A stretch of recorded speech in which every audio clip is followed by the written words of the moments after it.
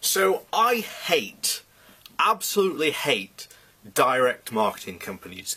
These companies are so scummy, and in the way that they do their hiring practices, and then afterwards gets even worse. So for those of you who don't know what direct marketing is, basically, have you ever wandered through your local town, high street, or even, big shopping complex? So the closest one to me is Meadowhall.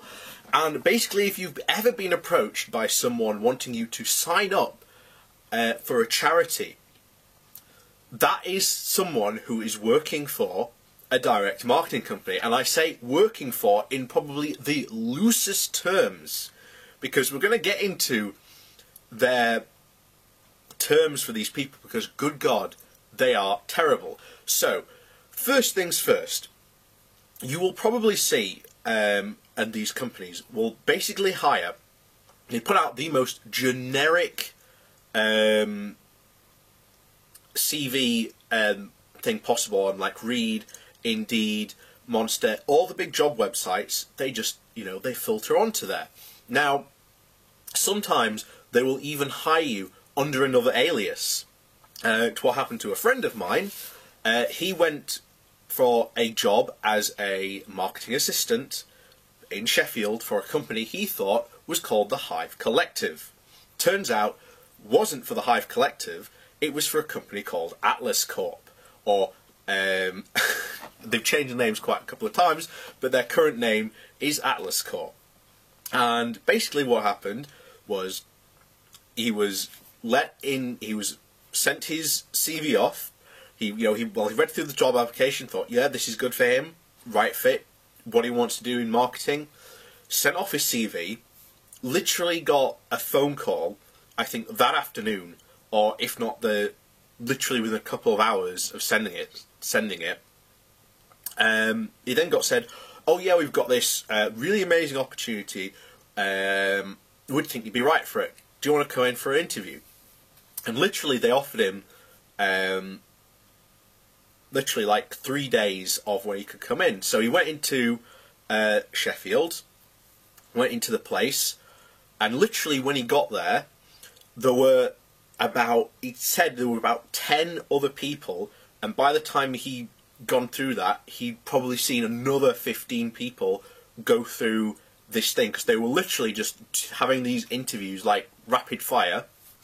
You went into this reception with their, and this is funny because their HR recruitment team / receptionists, and literally as you were sat there filling out an application form which had the most basic bare bones questions. So it was basically name, contact address, what motivates you in what order, and your hobbies. I mean, that's bare basic stuff. I don't think I would ever ask that. In fact, I don't think I've ever asked that in an interview ever, other than basic information, because I've already had it from someone's CV. So that's a question I really don't need to ask.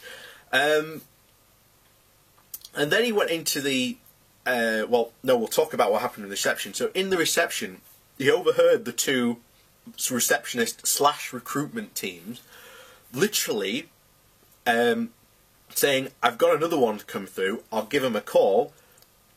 Rings them, oh yeah, I've got this amazing opportunity. Literally word for word what they said to him, booked them in for an interview the next day, and this happened, he said, about another 15-20 times while he was sitting waiting to go into the interview. So these companies are not picky about who they hire. What they are trying to do is basically hire or take as many people through as they can through this interview process, and trust me, you're about to find out why that is. So the first stage of the interview is basically what he said was the most softball interview he has ever had.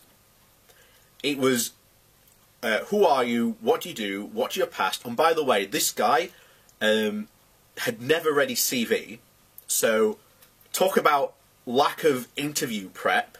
I mean, if you walk into a job interview and the guy in front of you hasn't read your CV, my immediate reaction to that would be, you're not really interested in hiring me, or you don't really care about who you're hiring. And this is completely 100% for these companies, because they don't care who they're hiring. And basically it was super softball. You know, he pretty much said it was an absolute cakewalk. You know, a child could have got that job based on that interview. So the next part of their 3-step process is a shadowing exercise, and basically what they get out of you is a 3 days worth of work. They basically tell you, turn up at this time. They give you the whole spiel about what you'll be doing today, and for him it was a charity. Sign people up for this charity and get money off them. So basically he stood there for an entire day wondering what the hell is going on. And I was like, dude, why are you even there? You're literally working for them for free, and you're not even going to get paid at the end of this. So then came the third and final part of it, because they were then told, him and another group he was with, they would be contacted that evening, which he was, about whether they would progress into the next stage. And literally, the next stage was, we think you're perfect for the job, but this opportunity will go really fast. So basically pressuring you to come into their office as soon as you know, my friend was available, to come into the office to basically sign a contract. And this is where stuff gets exploitative, and this is why these direct marketing companies are absolutely the scum of the earth. I've already mentioned the one in Sheffield, so, you know, whatever. But literally, if you were signing a contract with a company like this, would you think that you were signing a full-time contract to work for this company with benefits and so on? No, you're not. You are signing a contract that says you will work for this company as a freelancer. Meaning, they will send you wherever they want, they can pay you whatever they want, because in the contract it was, you will have a quota, and if you do not meet that quota for the day, so you could be standing in, let's say, a high street somewhere in the UK for an entire day, from 7:30 till about 6 o'clock is what the hours he was said that he would have to work. Basically, if you stood there for an entire day and you didn't meet your quota, then you wouldn't get paid for that day's worth of work.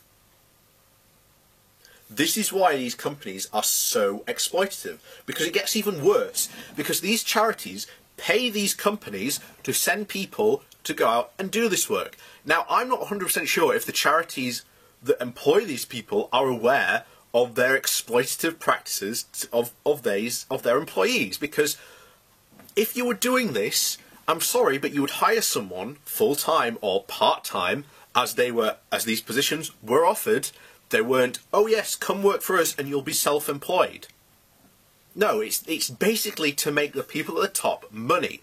And this is such an exploitative practice.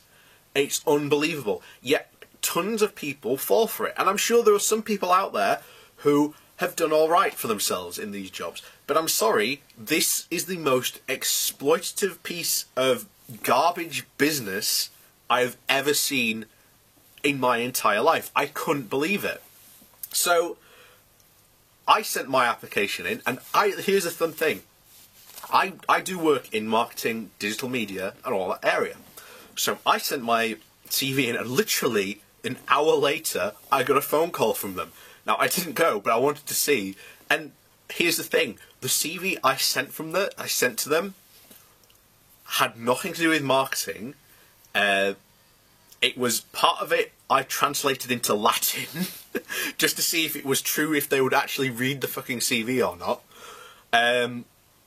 And I wish I had done it now, but there's a really good way you can actually get back at these direct marketing companies.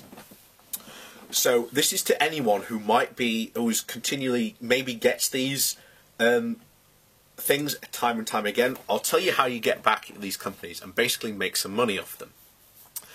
So what you want to put right at the bottom of your CV is basically this.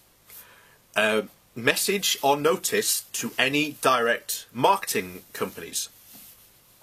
I will charge you £250 for my time at an interview, and the offer for an interview means you are accepting these terms. So every time you see one of these sort of really dodgy adverts and it turns out to be a direct marketing company, you can make £250 off these guys. Now, I'm not 100% sure whether this is a foolproof method, whether it'll work or not, but I have another friend who said you could actually do this and you could actually make some money off these idiots. And to be honest, they're really exploitative anyway, so as far as I'm concerned, if you make some money off them just going for a nonsense time waste interview, you know, that's 250 quid possibly in your back pocket, then I say go at it, people. But just know that there are these stupid, exploitative, scummy companies out there that will, you know, lure you in with all these promises, and they will be incredibly vague. And the best way you can tell if it's a direct marketing company is in that first interview. Always make sure you ask questions. Ask about the company, ask about the role, and if they're incredibly vague enough not to tell you or to say, oh, you'll find out more about that tomorrow, don't even bother. Just say, stand up, say thank you for your time, and just walk out.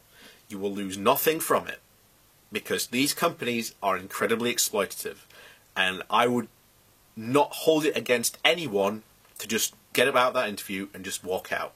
And by the way, as you're walking out, tell people about what this company is going to do and what they're going to do to you in this, because there are some people who aren't aware, who, you know, who think, great, oh, I've got an interview, I'll go to it, find out about it, and by the time they realise what's going on, they've wasted maybe a good day for the interview, maybe, you know, they went along to the second part. You know, it's just a complete waste of time for these for you. They'd be far better looking for another job, basically, and spending that time looking for another job, basically. So, yeah, direct marketing companies, stay as far away as you can from them.